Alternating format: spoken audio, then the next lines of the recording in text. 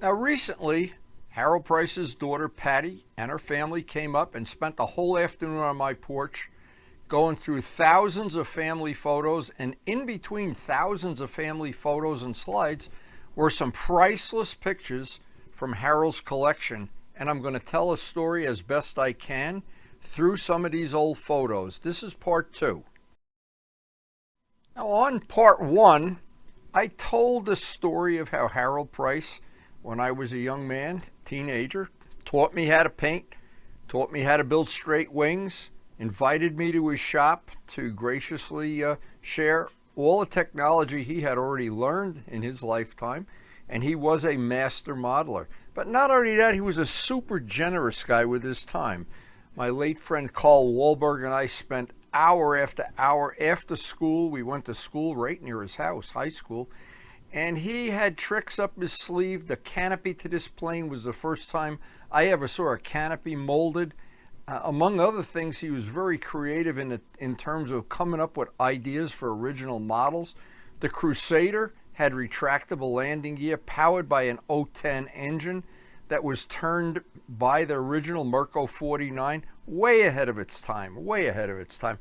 He had these planes both published in a magazine. Those magazines are still available. And luckily for his daughter Patty and John Pothier and I, we were able to, well, John actually did it, get her original copies of the magazine that these planes were published in for her collection of stuff that she has now.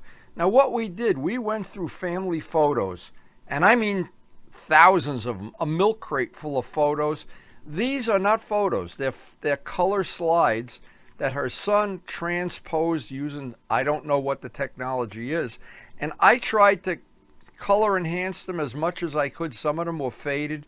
Some you'll see later in the video have the background is distorted. I tried to do what I could to clean them up, but you can see this is one of his models, and these photos to me are priceless for a lot of reasons. I went to my first two nationals, and when I went, Harold Price was there, and and Willow Grove, I think that was 61. And the second one, he offered to take me in 62 to Chicago, let me drive his car, and it was just a memorable event. This is a little O10 model that he made, and of all people that wound up with this after he passed away, I gave this model to Big Jim. Big Jim, I think, had it right up to the point that he passed away. But the whole point of this is Harold Price, to me, was a very, very special guy. These are two of his Valkyries. The yellow one with the blue trim is the one I refinished and flew at the 62 NATS. Harold was just a generous person in every way and a creative person. I'm not sure some of the creativity rubbed off on me or my love for semi-scale planes or whatever, but I know it did. And I know he is the reason a lot of seeds were planted in my mind of how to live your life, how to build models, what to do, what not to do. He had an influence on me that's hard to describe. And as a young man from a family that we were struggling financially, he took me to contests. He taught me things that I never would have learned on my own. And in the end, I got to go, this is at the 62 Nationals in Chicago. I got to fly one of his old planes that he had crashed and I had rebuilt and refinished, and that was my first real model airplane finish. Now, a lot of people used to come up to Harold's shop, which was really a triple garage or whatever it was. It was a beautiful workshop, half of it for his business and half for his models. Larry Scarinzi, the famous Larry Scarinzi, I got to meet him, and I got to meet so many people through Harold. I immediately, as a young man, developed a network of friends. This is me, by the way, with a plane I designed called the Arowana, which ultimately, there's John DeTavio. Ultimately, that poor Arowana bit the dust, and I gave it to Walter Umland. And John DeTavio, another giant influence on my life, taught me so many things about family. He is one of my heroes. Charlie Lickleader, the ballerina. This is at the, I believe, at the 60. No, this is at the Willow Grove Nats. And he got second place, if I remember right. I'm not a historian, so I may not even be to 62 Nats, maybe to 61. This was a plane I made, a Blue Angel plane, to try to outdo Larry Scarinzi's Blue Angel, but I think in the end he won that battle. But these were the days of wearing cowboy hats, young men, and we were living the good life of modeling back then.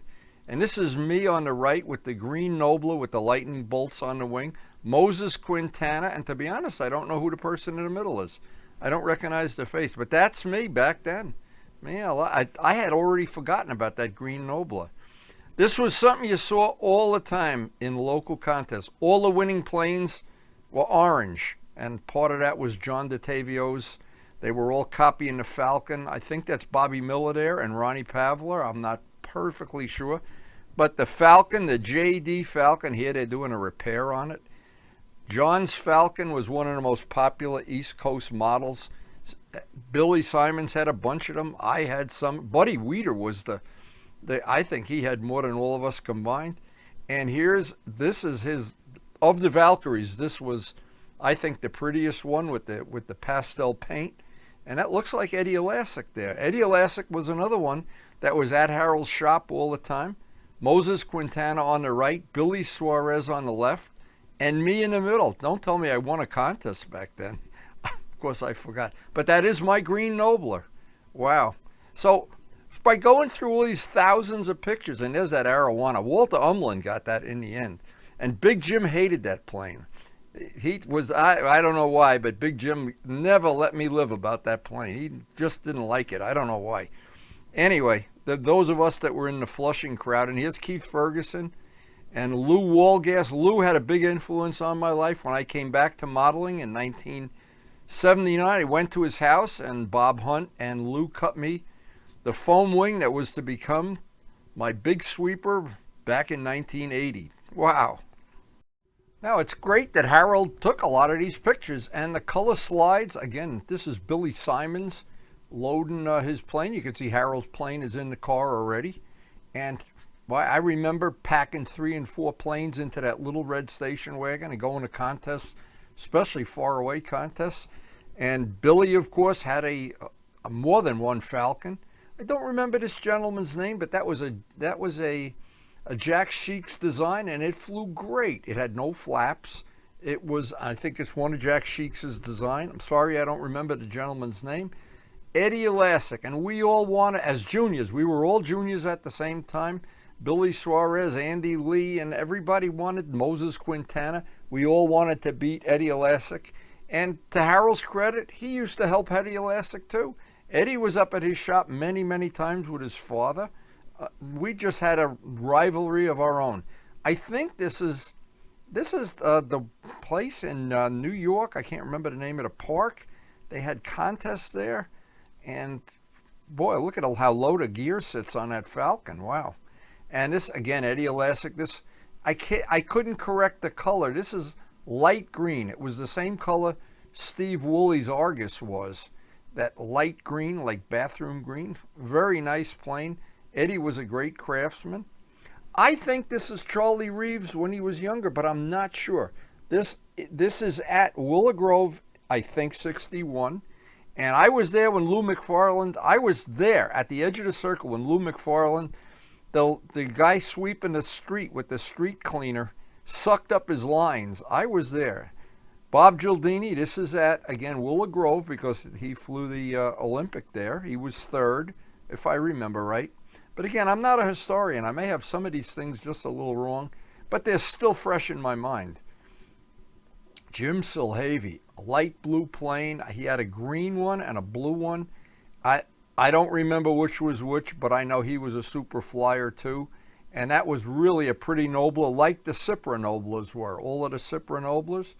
And there's a long story connected to this picture. I'm going to save it for a future video of why Steve Woolley almost killed me.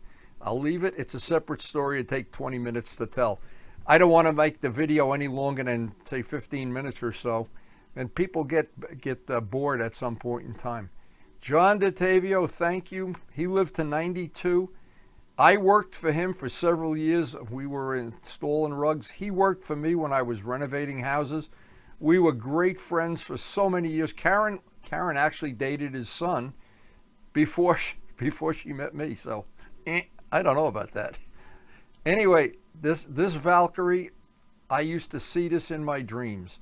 When I was a young kid, I think this is the one he crashed at Rich's Hobby Town, broke the nose off, and repaired it to it was when he was done with it, it was better than new. And that kind of inspired me. It really inspired me. No, I think he used a wing out of that to make the Crusader. Lou Walgas plane. He had several of these, if I remember right. A blue one. Maybe I don't remember right. But Lou Walgas, the icon of the circle burners. He flew so many events, and he'd win them all. He was quite a guy. Now he's in Tucson, I believe. And Jim Vornholt's Aeron with that thin body in the back, kind of a like a Billy Werwich design. But the thing that it amazed me is I looked on my mailing list one day, and I still have Jim Vornholt on my mailing list. He's one. I don't know. I don't know about that, Jim. Maybe I'm still on his list. This I don't know. That looks like Larry Scarinzi, and I don't know if it is Larry Scarinzi, but it looks like one of the Crusaders. And I'm just looking at him, trying to identify. Yeah, that looks like Larry Scarinzi. Maybe I'm wrong. Maybe I'm not. If I am on some of these, hey, you can sue me. You can get a hold of one of the lawyers. And Bob Gialdini, oh my God, did I worship his planes when I was a kid? Oh God, these planes I thought they were some of the most attractive, stylish, ahead of their time planes. These were just absolutely beautiful to me. Now, what's difficult about doing these videos is none of these are in order. That's the Nova, and again, Dave Gerke. I want to thank Dave Gerke. Maybe I'm wrong, and I may have some of it wrong. But again, people look at the twin boom in the back. Oh, and that's Jim Silhavy's Nobler, the tail sticking in the picture. And Lou McFarland, I believe this is a Willow Grove picture. Maybe it's not. I don't know. But I don't have that kind of a memory for this stuff, but I do remember these things. And I remember those lines getting swept up. Lou, I was sitting right there watching you fly and being inspired as a kid. And the Argus, of course. Now, I know Eddie Elastic copied that color when he did the second Impala of his. And at that time, that was a very, very unique color to paint a stunt ship. And again, we have a story to share at some future time. And it's a long story, and it's true. And Lou, there's a funny thing about Lou McFarland. Harold was always jealous of Lou McFarland. We used to always say, when Harold did the Crusader, I think he had Lou's plane in mind. And he'd say, oh, I got to build a big plane. I got to build a 40-size plane, 46-size plane. Oh, but Lou McFarland started that trend, really. He really got on the ball. Another picture to Aeron. And that plane, I used to think when you went to launch it, it was like launching a very thin back of the body. I'd always be, don't squeeze it or anything. But I still have Jim Vornholt on my mailing list. Oh my God, that's amazing. And the Defiant, this plane, when you'd see this in real life, the cockpit detail, it was published in the magazine. Harold really outdid himself with this.